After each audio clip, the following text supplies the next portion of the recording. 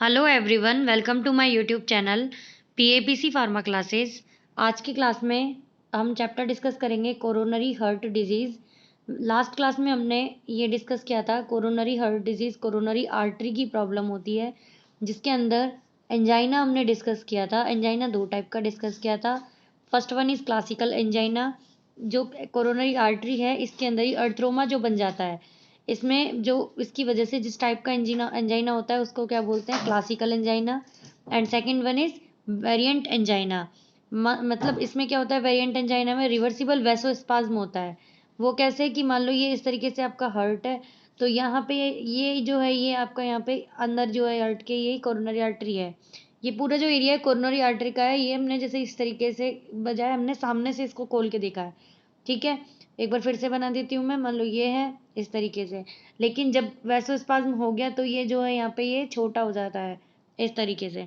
तो ये होता है क्या, रिवर्सिबल। ये खुद ही तो यहाँ पे पेन होता है पेशेंट को और खुद ही वापस ये नॉर्मल हो जाता है।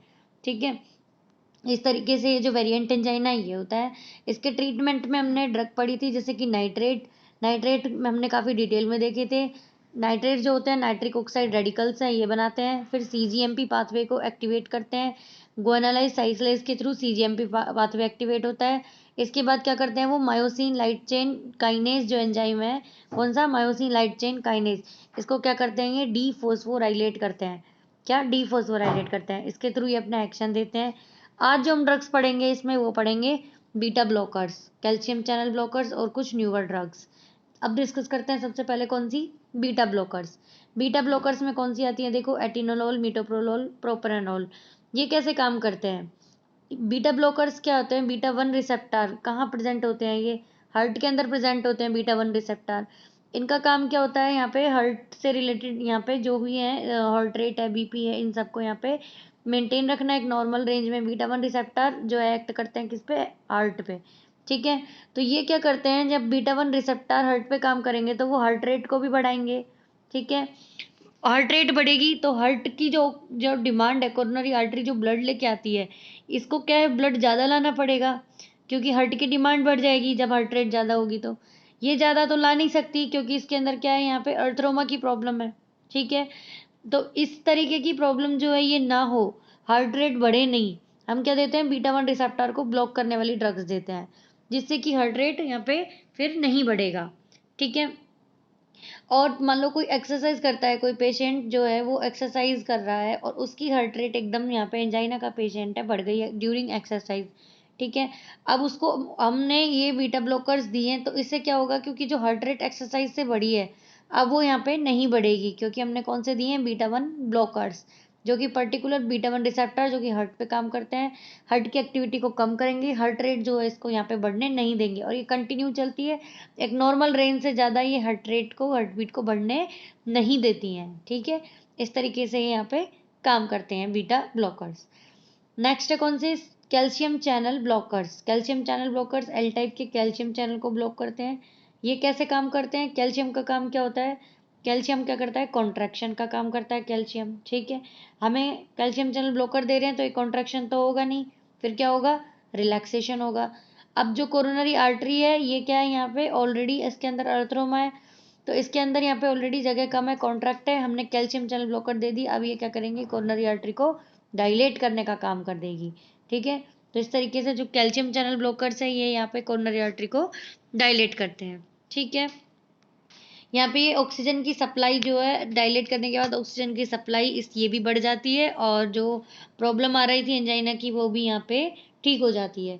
ठीक है, इसके साथ क्या है, यहाँ पे इसमें जो कैल्शियम चैनल ब्लॉकर्स में मेनली जो ड्रग काम में आती है वो कौन सी आती है, डिलसियाजैम। कौन सी, डिलसियाजैम। पहले की क्लास में भी हमने डिस्कस किया है कैल्शियम चैनल ब्लॉकर, इसमें हमने पहले भी डिस्कस किया, अलग अलग टाइप के कैल्शियम चैनल ब्लॉकर्स होते हैं, इनके केमिस्ट्री रिंग के हिसाब से हमने डिस्कस किए हैं, फिनाइल अल्काइल अमीन डेरिवेटिव्स, इस तरीके से।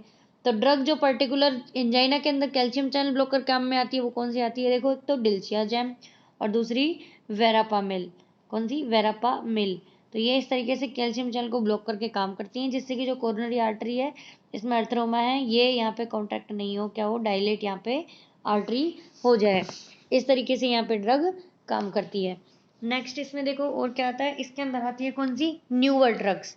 कौन सी आती है, न्यूअर ड्रग्स में ड्रग्स आती हैं निकोरेंडिल और रेनोलाजीन।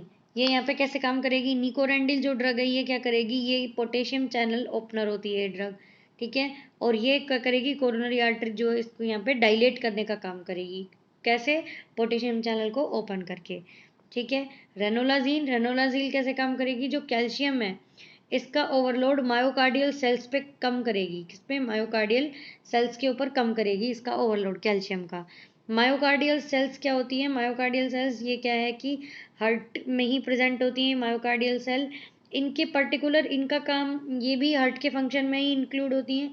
तो इनके ऊपर जो कैल्शियम का वर्क होता है कॉन्ट्रैक्ट करने का, ये उसको यहाँ पे कम कर देती है। इस तरीके से ये रेनालोजीन जो है ये कैल्शियम ओवरलोड को मायोकार्डियल सेल में कम करती है और निकोरेंडिल पोटेशियम चैनल को ओपन करके यहाँ पे अपना काम करती है, ठीक है। अब इसके अंदर क्या है? ये तो हमने जनरल जो एंजाइना के अंदर ड्रग काम में आती है वो पढ़ी है। इसके अलावा एक ड्रग और आती है इसके अंदर, लेकिन वो अभी यहाँ पे बंद हो चुकी है।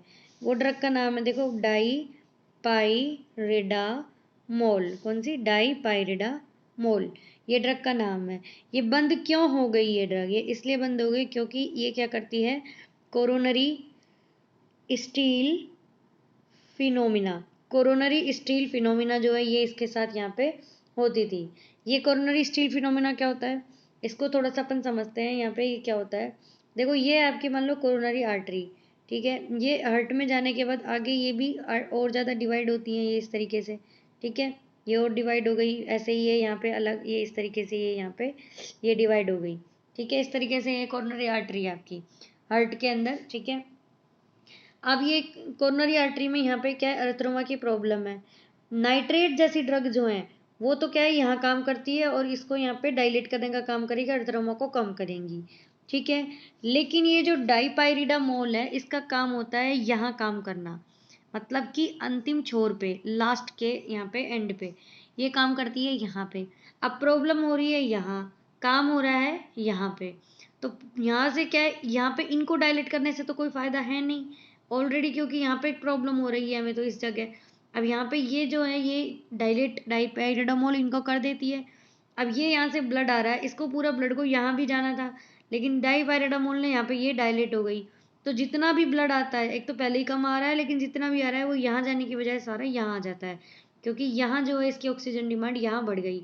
और जबकि जहाँ इस्केमिक एरिया था, जो जहाँ ऑक्सीजन डिमांड कम थी, वहाँ पे अभी भी प्रॉब्लम बनी हुई है। ये इस तरीके से ब्लड का यहाँ ना जाके पूरा यहाँ आ जाना, ये कहलाता है कोरोनरी स्टील फिनोमिना। और ये किससे होता है? डाईपाइरिडामोल से। तो ये इसलिए डाईपाइरिडामोल जो है ये कोरोनरी स्टील फिनोमिना की वजह से ये जो है यहाँ पे हटा दी गई है। और बाकी जो इसके अंदर ड्रग काम आती है, nitrates, beta blockers, calcium channel blocker, newer drugs, ये यहाँ पे हम एंजाइना के ट्रीटमेंट में काम में ले सकते हैं। नेक्स्ट क्लास में हम क्या पढ़ने वाले हैं? Myocardial infarction. जैसे एंजाइना है ऐसे ही मायोकार्डियल इन्फ्रैक्शन जो है ये भी एक कोरोनरी हार्ट डिजीज होती है। इसको हम लेकिन नेक्स्ट क्लास में डिस्कस करेंगे। तब तक के लिए थैंक यू, धन्यवाद, जय हिंद, जय भारत।